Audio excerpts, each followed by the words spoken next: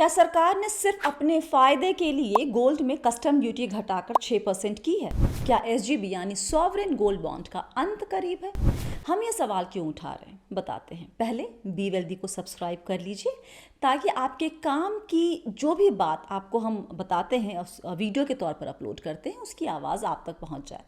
हम आपको इस गोल्ड की कहानी के जरिए एक बहुत बड़े रिस्क के बारे में भी बताने जा रहे हैं जो कि इस वीडियो को पूरा देखने पर ही आपको समझ में आएगा। और आपको पता है कि कोई भी निवेश बिना रिस्क के नहीं होता, तो इस रिस्क को समझना ज़रूरी है। हाँ जी, तो मंगलवार को आए बजट में वित्त मंत्री ने सोने पर कस्टम ड्यूटी 15% से घटाकर 6% करने की घोषणा की। इंटरेस्टिंग बात यह है कि ये ड्यूटी 2012 से लगातार बढ़ाई गई है। नजर डालिए इस चार्ट पर। 2012 में ये 2% थी। 17 मार्च 2012 को इसे 4% किया गया। 2013 में 6%, फिर 8%, फिर 10% और 2019 में 10% से बढ़ाकर 12.5% कर दिया गया प्लस जीएसटी। रेट बढ़ाने की वजह कभी रुपए की कमजोरी के इम्पैक्ट को कम करना बताया गया, कभी गोल्ड स्मगलिंग को कम करने की कोशिश बताई गई, तो कभी करंट अकाउंट डेफिसिट को कंट्रोल करना बताया गया।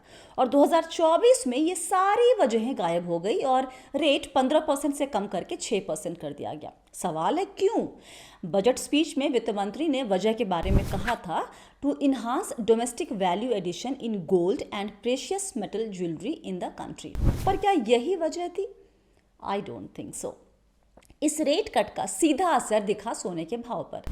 मल्टी कमोडिटी एक्सचेंज यानी एमसीएक्स पर सोने का भाव 4,000 रुपए से अधिक गिरकर 68,900 पर आ गया।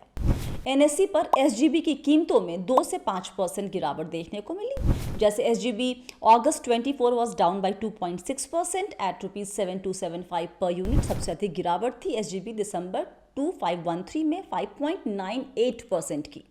अब बात करते हैं सॉवरेन गोल्ड बॉन्ड के निवेशकों की। जिन भी निवेशकों ने 2016-17 सीरीज 1 जो कि 5 अगस्त 2016 में इशू हुआ था उसमें निवेश किया था, उनका रिडेम्पशन अगस्त के पहले हफ्ते में होना है, यानी अगले महीने।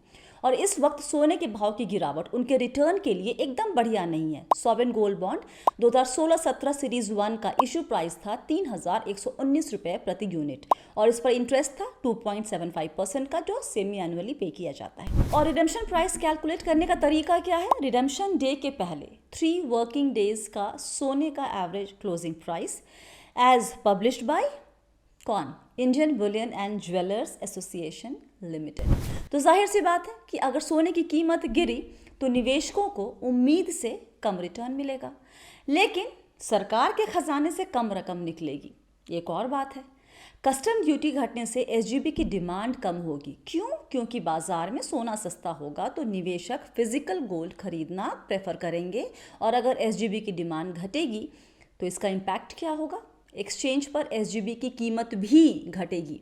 मनी कंट्रोल के एक आर्टिकल में लिखा था, source in the note told Moneycontrol that SGBs have been an expensive proposition for the government and it is unlikely to pursue them. मतलब सॉवरेन गोल्ड बॉन्ड सरकार के पॉकेट पर भारी पड़ा है और इस बात की संभावना कम है कि सरकार उसे जारी रखेगी, यानी नए ट्रांच लाएगी।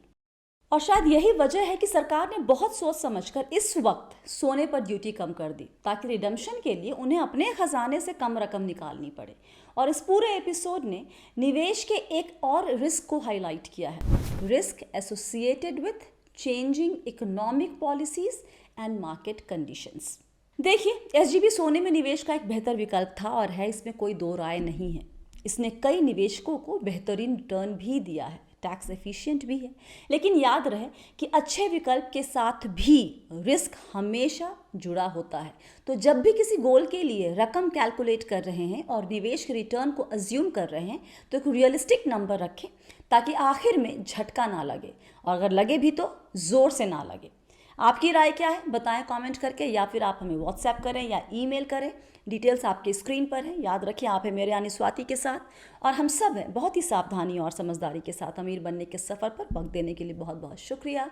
आप सभी को बहुत सारा प्यार और दुलार। Stay blessed, healthy and be wealthy.